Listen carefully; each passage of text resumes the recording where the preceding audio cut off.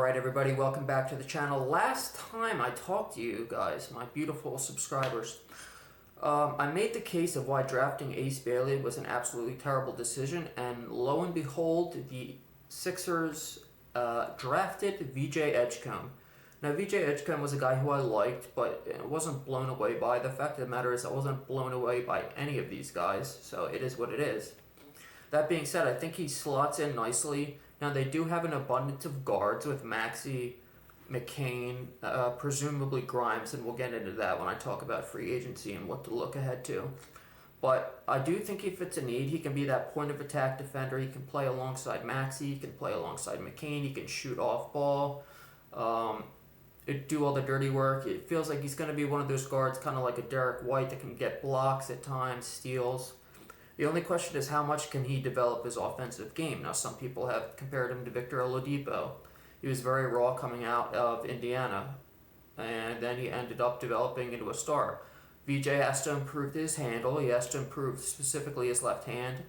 There are times where he takes off too far away from the basket when trying to get layups, so he definitely is far from a finished product, and he's raw, but in terms of who I wanted to take, he was one of the guys I wanted to take if they couldn't trade back, and they couldn't trade back, obviously. And I'm just happy they didn't take Ace Bailey. Now, heading into free agency, we knew the Sixers didn't have a ton of room to work. They were going to have to work around the margins. The two biggest question marks were Guerschon Yabusele and Quentin Grimes. Now, Guerschon Yabusele, unfortunately, signed with the Knicks. Very small deal. It turns out the Sixers didn't really make an effort to sign him. A lot of people are up in arms. I'm okay with it. That being said, they probably should have traded him at the deadline. And they presumably, there were reports that they probably could have gotten a first-round pick for him. Now, it probably would have been a late first-round pick, but that's better than nothing. So it's just another case of bad asset management. But in terms of not having Guerschon on the team next year, it's not that big of a deal. If the Sixers are a playoff team, he's probably not really a playoff guy, so it is what it is. With that being said, they need size. They are the tiniest team in the league. They need rebounding, even with Embiid if he plays. Now, they added Trendon Watford, which I really like. He was on the Nets last year, and he played a lot of garbage time with the Nets. Obviously they weren't in contention. They were tanking, especially down the stretch. But I do like his skill set. He's kind of a four, a tweener. Maybe can play center in some lineups, but I doubt it. He can handle the ball. He's a very good passer. You can even run sets with him with Maxey and McCain on the wing off ball and him initiating. He can do dribble handoffs. He can push in transition. So I really like that pickup. Second pickup is they signed Jabari Walker, not Jabari Parker, Jabari Walker, to a two-way deal. I don't know much about him. I just know he rebounds. I don't think he does anything else very well. But for a two-way deal, it's perfectly fine.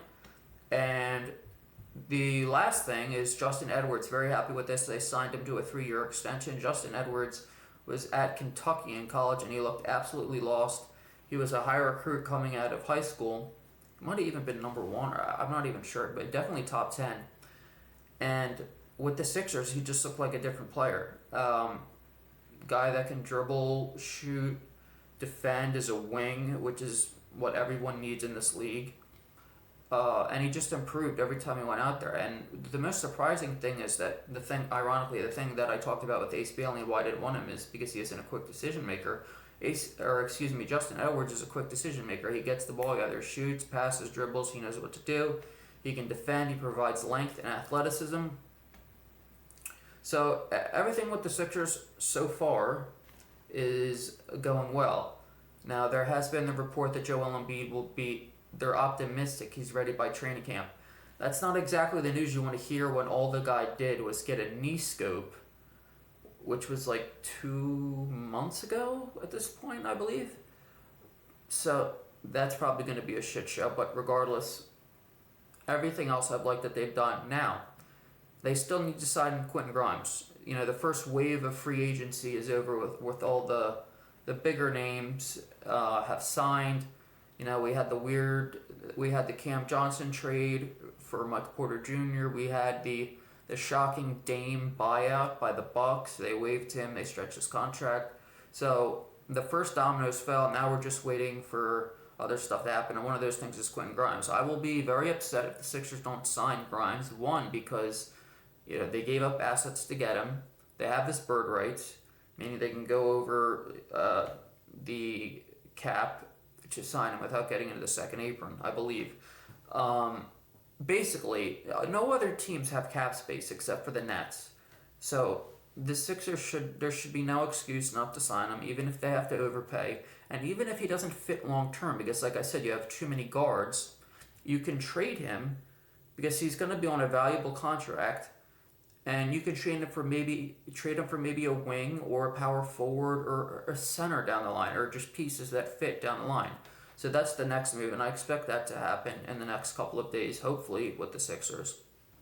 Now, all that being said, what is tonight? The start of Summer League, and who else would the Sixers play? It's like you couldn't script anything better than this. They play Ace Bailey and the Utah Jazz. In Utah, I believe, Utah Summer League. So, that'll be interesting. If Ace Bailey sucks, then I was right. If he plays well, it's just one game and it doesn't matter. But in all seriousness, it will be exciting to watch them. 3 players I'm looking forward to the most, obviously, is VJ, obviously.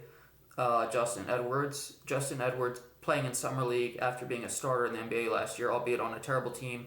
I expect him to pretty much dominate and be pretty efficient and only play like 1 or 2 games maybe.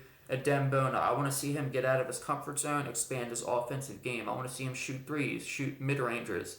I want to see him be aggressive. I'm really high on Dembona as a potential starting center in the NBA.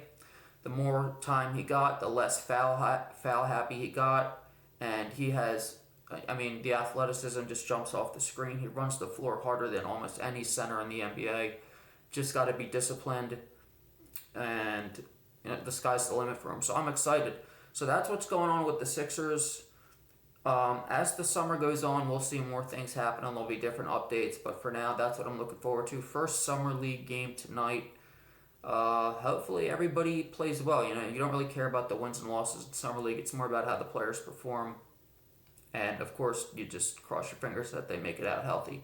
So we'll see what happens there. I'll be back soon. Give me a like, comment, subscribe, all that good stuff. And I'll see you next time.